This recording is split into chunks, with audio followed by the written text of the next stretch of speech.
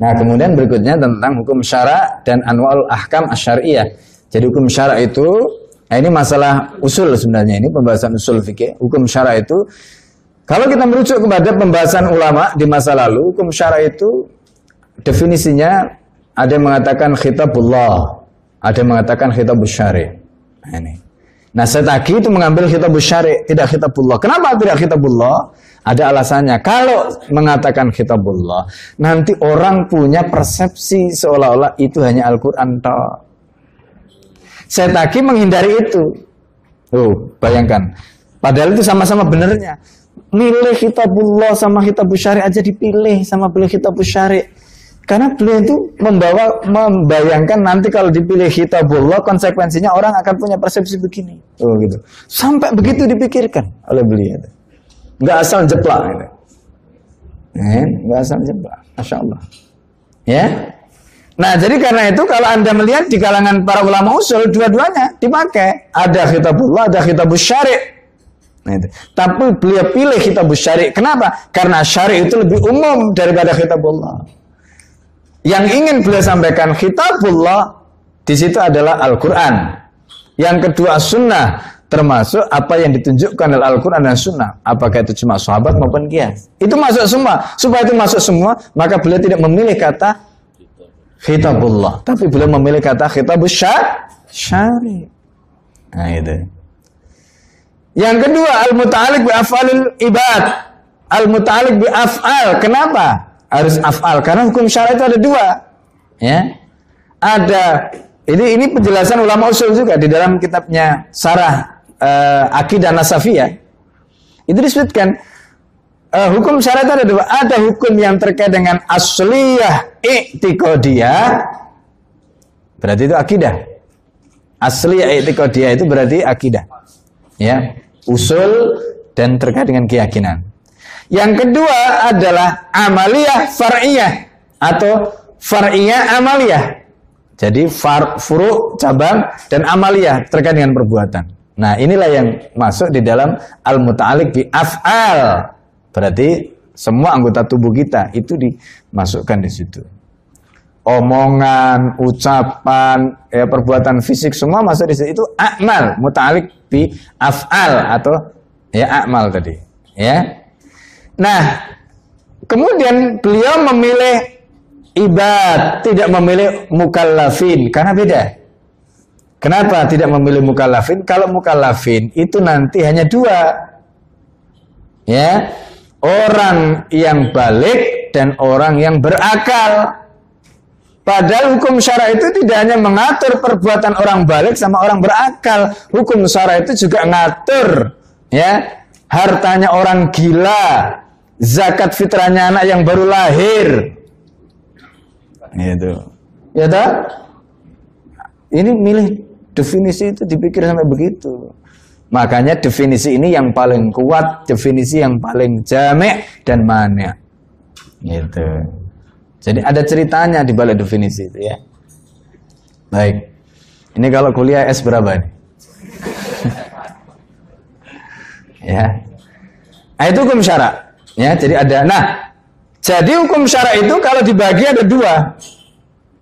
Kalau tadi kan khitabus syari' al-muta'alliq bi af'alil ibad, imma bil iqtida' awit takhyiri awil wad'i. Nah, iqtida, apa itu iqtida?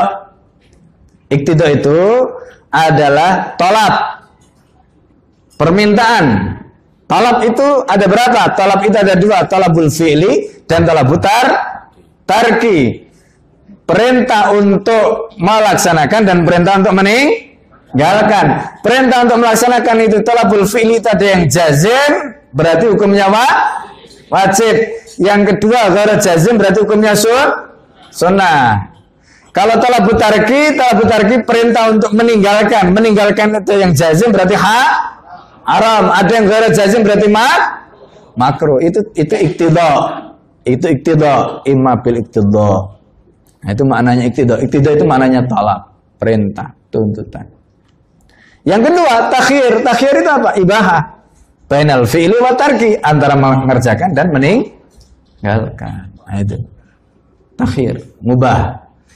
Nah, jadi dari iktida wa takhyir itu sudah kita bisa rumuskan hukum syara ada berapa? Ada berapa? 5. Wajib, sunnah, mandub, haram, makruh, terus mubah 5. Itu namanya hukum taklifi. Ini kita sebut hukum taklif, ya. Wajib, mandub, haram, makruh, mubah. Ini hukum taklifi. Atau kalau khitabnya disebut khitab taklifi. Nah, tadi di dalam definisi itu ada bagian terakhir yang disebut dengan awil wad'i. Apa itu wad'i?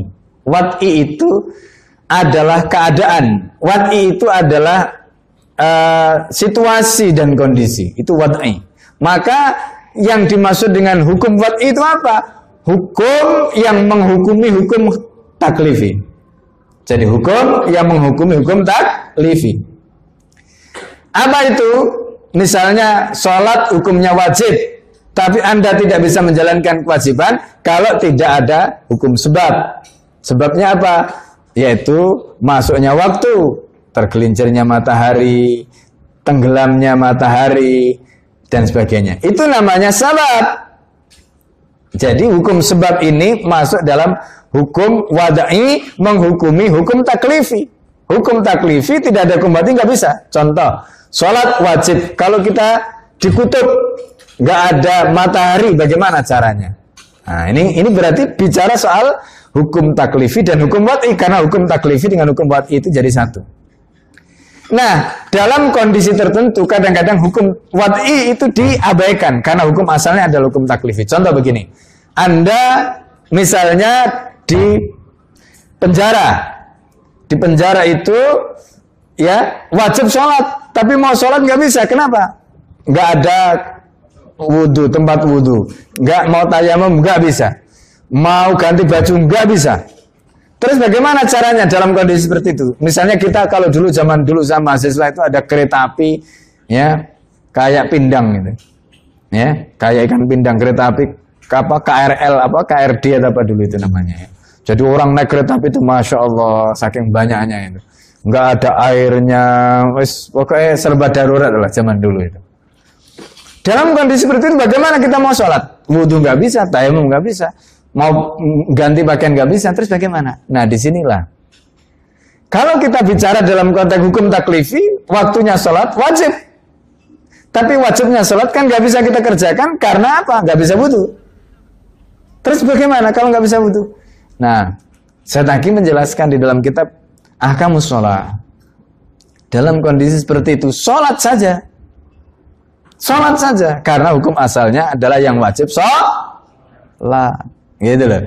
Hukum taklifi itu menyertai. Jadi kalau hukum wad'i itu menyertai. Kalau hukum asalnya itu sholat wajib sudah. Kalau nggak ada. Nah kondisi-kondisi inilah yang kemudian nanti kita sebut rukhsah. Ada hukum azimah. Azimah itu berarti hukum asal. Misalnya kalau kita bisa toharoh, wajib toharoh. Kalau tidak bisa toharoh, ada hukum rukhsah. Nah, begitu. Tayamum nggak bisa tayamum, ya sudah sholat saja. Nah gitu. Itu namanya. Ada hukum sabab, ada hukum azimah, ada hukum rukhsah, ya kan? Ada hukum syarat, ya, ada mane, ada sah, batal dan fasad. Nah itu. Itu semua adalah pembahasan tentang hukum wad'i. Hukum yang menghukumi hukum taklifi tadi. Anda jual beli itu hukum taklifinya apa? Mubah. Di dalam jual beli ada syarat. Syarat itu hukum apa? Wad'i. Nah, gitu caranya. Ya kan? Nah, begitu. Nikah hukum taklifi, mubah. Ya. Syaratnya apa? Itu hukum wad'i. Nah, gitu. Ya kan? Nah, jadi ini ya gambaran yang harus kita pahami. Nah, itu pembahasan tentang hukum syara itu di situ. Nah, memang detailnya nanti dibahas di dalam pembahasan ushul fikih. Tapi secara umum begitu. Ya, gambarannya begitu. Jadi, masya Allah ya. Anda belum belajar usul fikih sudah diajari, ya kan, usul fikih. Ini pembahasan usul fikih, gitu. Ya, ini pembahasan usul fikih, betul. Ya. Setelah kita membahas tentang hukum syara, kemudian anwa al-ahkam syariah tadi, ada hukum wad'i, hukum taklifi tadi. Nah, berikutnya kita membahas tentang sunnah. Sunnah di sini itu maknanya bukan sunnah dalam pengertian mandub. Ya, sunnah itu istilah yang memiliki banyak makna, mustarak. Bisa berarti sunnah itu maknanya masdar, sumber. Bisa berarti sunnah itu maknanya hukum, yaitu mandub.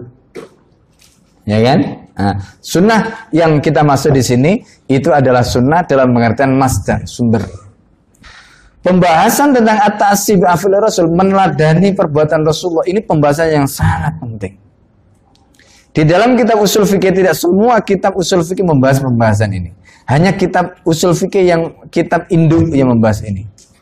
Ya. Anda menemukan pembahasan at-ta'assi bi af'il Rasul itu di dalam kitab Al-Ihkam fi Usul Ahkamnya Al-Amidi. Itu kitab usul fikih yang top, ya. Jadi kitab usul fikih yang top itu termasuk kitab usul fikih yang besar itu. Ya, Al-Ihkam fi Usul Ahkamnya Al-Amidi. Kitab-kitab kecil ya, seperti Al-Luma atau misalnya Waraqatnya Haramain, Imam Al-Haramain dan itu enggak akan ada temukan pembahasan itu. Ya, Ashbah Nadhair enggak ada. Ya. Udah masuk zuhur? Sudah ya? Baik, ya, nanti insyaallah kita akan lanjutkan tentang ta'assi bi af'il Rasul insyaallah. Ya. Baik.